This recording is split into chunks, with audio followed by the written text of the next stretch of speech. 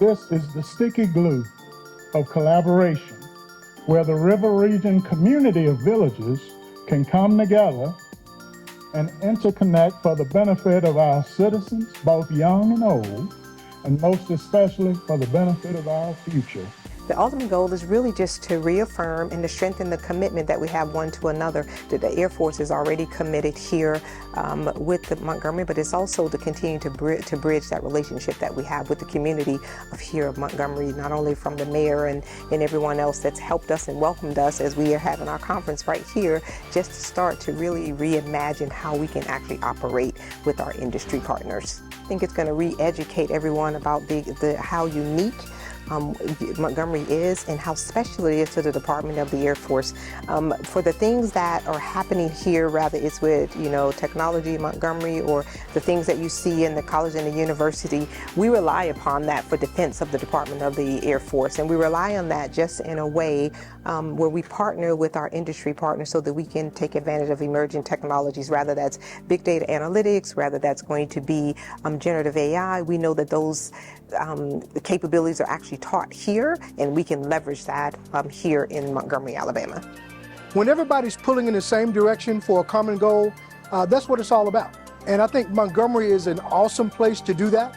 The industry that we have here, the Maxwell Gunter Air Force Base, again, I think it's an awesome location to do that.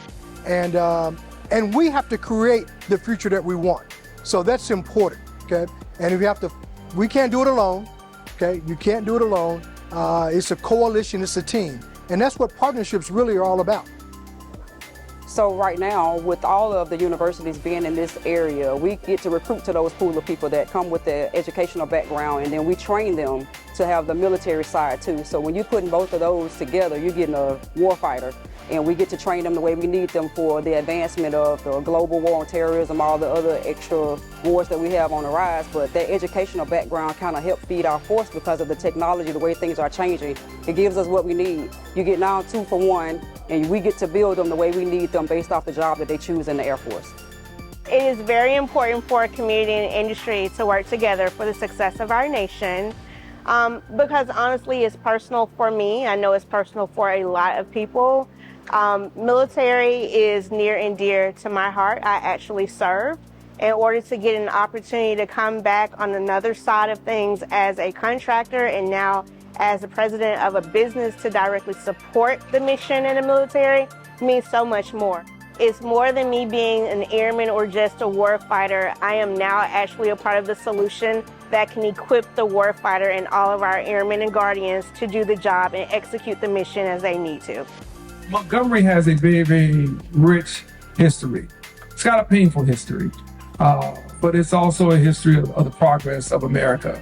And it's not much different than a lot of other cities, just catalyzed by, obviously remarkable individuals, but more importantly, a remarkable collection of ordinary people who did extraordinary things long before we had positions like mayor and sheriff and others here in this community. But the past can somewhat be restrictive if you allow it to be. And it's one of those things that for us, we want to make sure we're anchored by the past, but we're not chained to it. If that makes sense.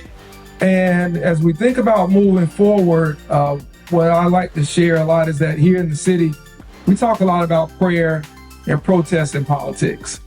We don't talk a lot about profit.